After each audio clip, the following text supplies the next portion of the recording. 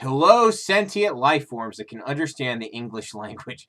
This is the bald metal nerd coming at you with another wonderful vid. Obviously, you know what I'm going to be talking about because you read the title. Going to be talking about my personal favorite albums of 1988, and it was absolutely a legitimately, ridiculously fantastic year for metal. So many great releases in 1988, and that's pretty much what almost every single one of these is going to be. There, you're not going to have too much that really falls outside of that. You'll have a little bit of hard rock, but that's about it. Other than that, it's just pretty much wall to wall metal for 1988 as far as what I really liked that came out that year. Now, unfortunately, a number of these titles I'm going to talk about I don't actually own in physical format. But the reason for that actually is going to tie a little bit into my next video when I jump ahead to 1998. That's because a number of these artists I actually originally discovered through the eMusic service, which actually launched in 1998. And basically, what that was is you paid a monthly fee for unlimited MP3 downloads from their site. And they were fairly high quality. They weren't 320 kilobit, but I think they were like 250, 192 or 256. So it was better than 128. But you gotta keep in mind this was the dial-up era, so your number of MP3s you could download in a month were rather limited due to your bandwidth, right? So keep that in mind. Now, obviously, they had to scrap the all-you-can-eat access model because in the era of broadband, they wouldn't be able to pay proper royalties to artists because this was not streaming. This was download the MP3 and keep it forever type of thing. So basically, essentially, you were getting permanent downloads of an artist's work.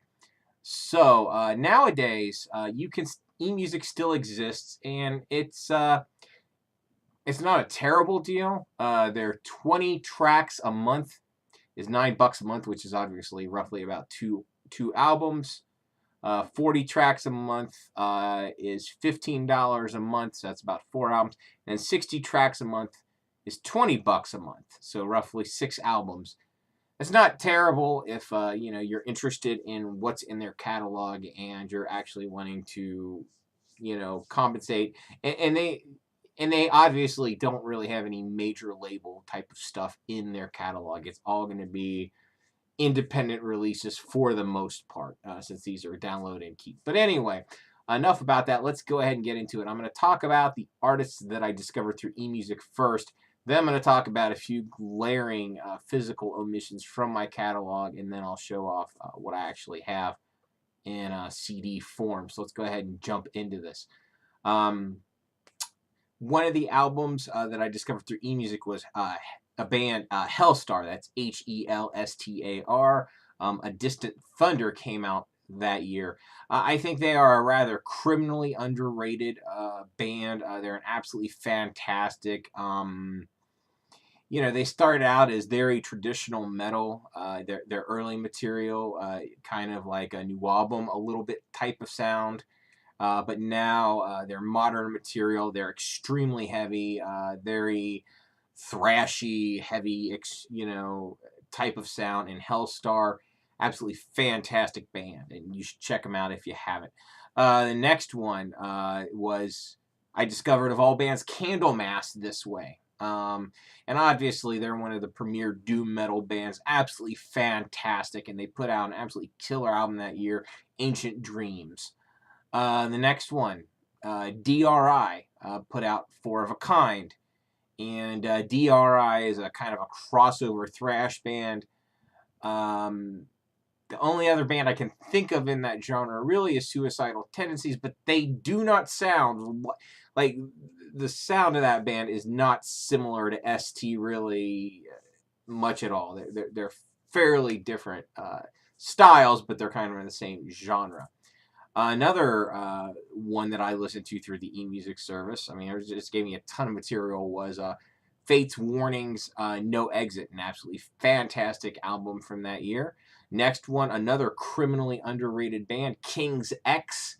They're a rather melodic hard rock band. Absolutely fantastic vocals.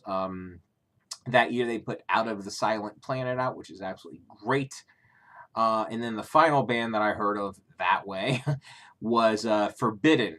And that year they put out Forbidden Evil, which again, masterpiece of thrash. Absolutely fantastic album. I've got to, now that I realize I don't own these in physical form, I've been listening to them for years and years and years because I've been in my collection for years and years and years. I just don't know why I haven't picked up the CDs of these, but I've got to rectify that as soon as possible. And now here's a few more glaring omissions of things that I just haven't saw in a store, so I haven't picked it up. Death's Leprosy.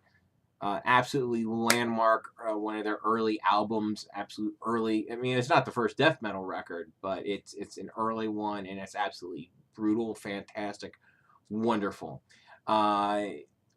Suicidal Tendencies. How Will I Laugh Tomorrow When I Can't Even Smile Today? That is, again, just another great album of theirs. King Diamond put out Them that year, and that's an absolutely haunting, fantastic King Diamond album. And then, of course, the last one that I don't own is Halloween's Keeper of the Seven Keys Part 2, which is just a fantastic continuation of their Part 1 album, and, awesome power metal, and that's really all I have to say about that. Now, let's talk about the albums that I actually have in my possession, and like I said, I've got to rectify not having those as soon as possible.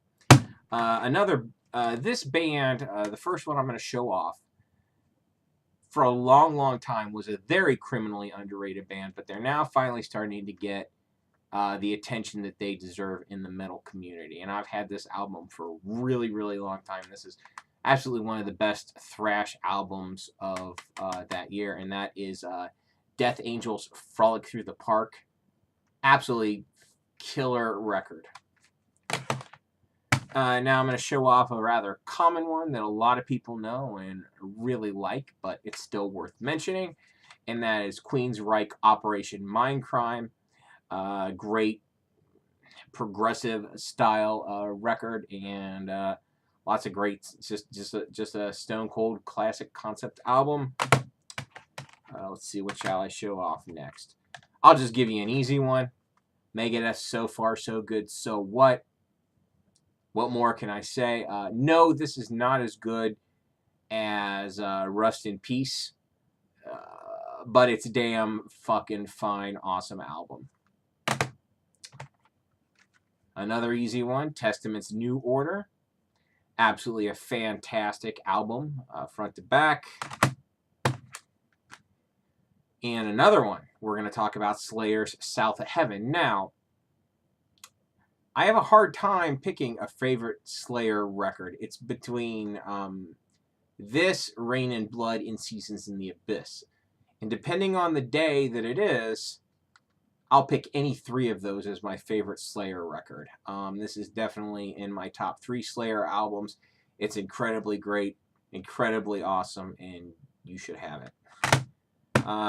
And lastly, I'm going to show off another Big Four band, of course, and this is another gimme, Metallica's Injustice for All. Everybody knows this one, and it kicks mucho ass still. Even now, I still really enjoy listening to this. I know some fans don't like it as much as Puppets and Lightning, but I think it still holds up really well today. Now, there is a glaring omission here. I am not going, even though I do physically own this one, I'm not going to show it because I don't feel it's one of the best albums of the year, and that, of course, is Anthrax's State of Euphoria. The only all 4 of the Big Four bands put something out that year, but I thought Anthrax's offering compared to the other 3 was definitely subpar. It's my least favorite of the Big Four releases that came out that year. Not to say that it's terrible. It's not. It's a fairly good album. It's got its moments, but compared to the other stuff that I'm showing off, I just feel it doesn't really live up to any of it. And now I'm going to show another band that used to not get love, but is starting to get more now, and that, of course, is Overkill, Under the Influence. Absolutely fantastic album. Lots of classics on this one, and just an awesome thrash record overall. And now I am going to show off one of the bands that I'm currently listening to their catalog. I've talked about it in a few of my videos. I want to talk about Iron Maiden's Seventh Son of a Seventh Son. Absolutely fantastic album. In my opinion, there's really only 2 filler tracks on it, but other than that, every other song on it is a freaking classic. Absolutely fantastic album overall. What Judas Priest put out that year, Ram It Down, not so much. It's not going to show on this list. So now I'm going to show something that's a little bit of an outlier, a little bit different than everything else I've shown so far, but I think it deserves to be on this list, and that is Ministries, The Land of Rape and Honey. Lots and lots of electronic sounds on this, and obviously very industrial feel. But I really enjoy this. It's a nice, brutal, raw record, and has a great sound, and I like it a lot. And now, lastly, this last album I'm going to show off is most definitely not one of the best albums of 1988. In fact, it's definitely worse than everything that I've shown off.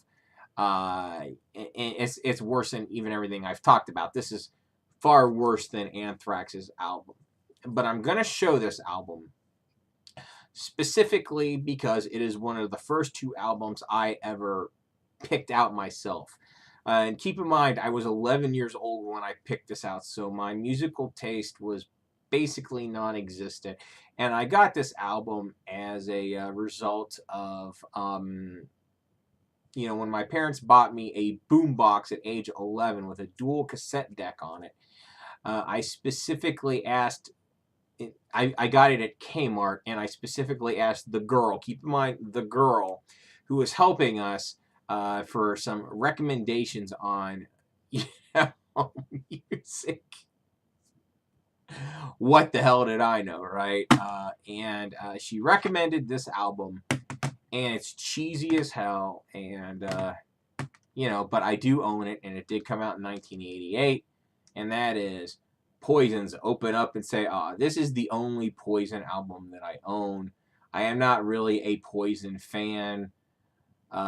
Some of their stuff is kind of okay, but this has a special, for lack of a better term, it's a little bit of a special place for me because it's one of the first 2 albums I got really before I discovered Metallica, because I own that as well as Skid Row's self-titled debut. I love the Skid Row album, and it's still actually one of my favorite albums even now. I'll admit it. I don't care. Skid Row with Sebastian Bach kicked fucking ass. And then shortly, like a few months after I got those albums, I got Master of Puppets. And then I started listening to this a lot less than I did before. I was like, yeah, even back when I was 11 years old, I didn't like this nearly as much as I did Skid Row and Metallica. It just didn't hold up even back then for me. So anyway, that pretty much wraps this up. If I left anything out, let me know in the comments below. Let me know if you like my choices, hated my choices, whatever.